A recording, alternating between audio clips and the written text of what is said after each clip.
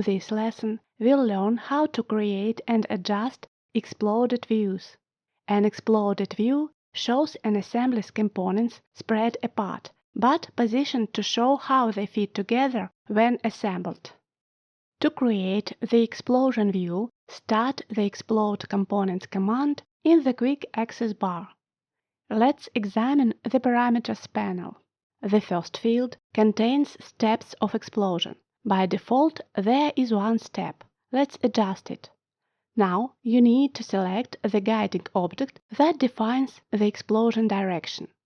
You can select a straight line, like an edge or an axis, or a flat object like a plane or a flat face.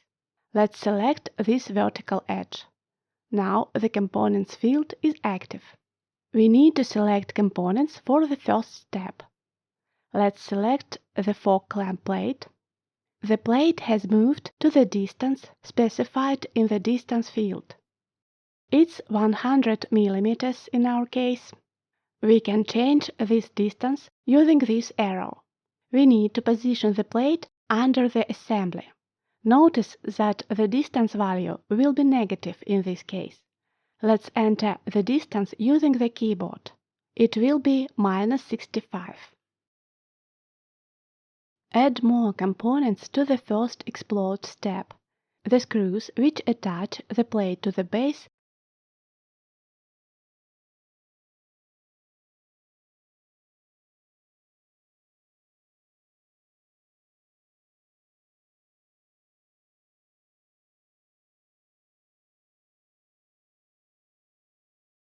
and the clamping blocks. Add a new step using the plus button. Select this edge as the guiding object now. Select the screws which we selected in the first step.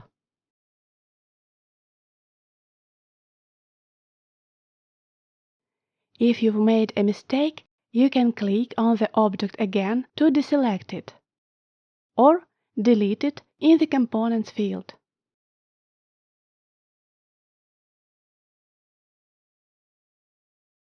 Select the clamping blocks.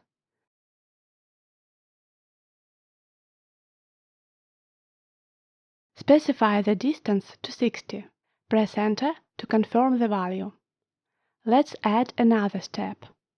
In this step, we'll move all the components upward.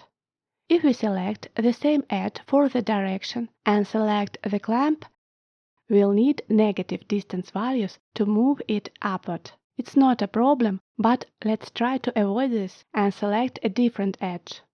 Delete the current object, select this edge.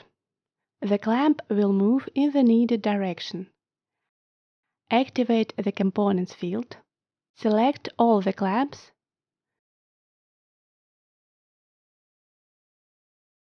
The clamp screws.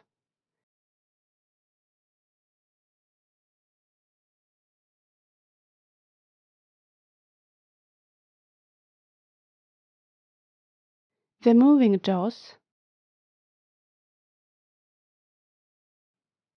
The screw.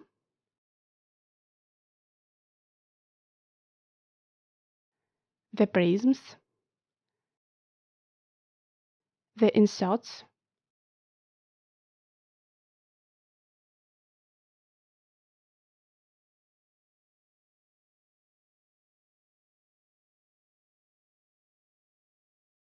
The crank handle components, one by one.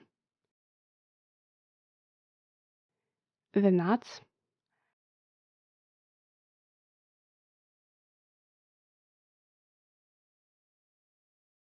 Add the next step. Select this guiding object. Select the fork. Move it slightly.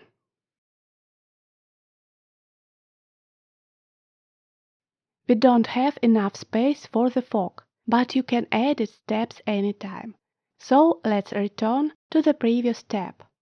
Select the step in the Explode Steps field and increase the distance. Now you can position the fork.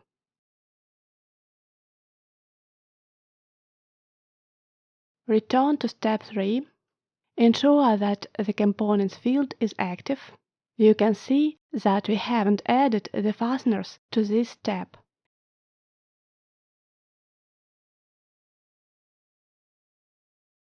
They're hidden behind other components. To select them, you can hide the obstructing components in the additional tree.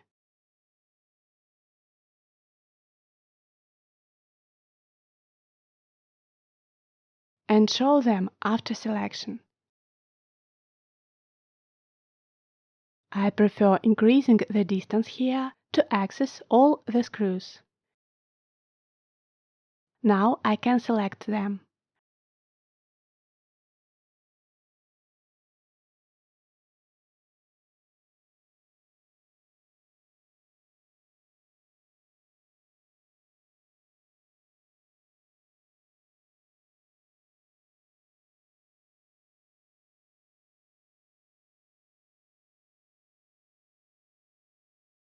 Return the distance to its previous value. Confirm the command. Now we're in the explosion mode. You can see the mode icon in the upper right corner. To exit this mode, click the mode icon.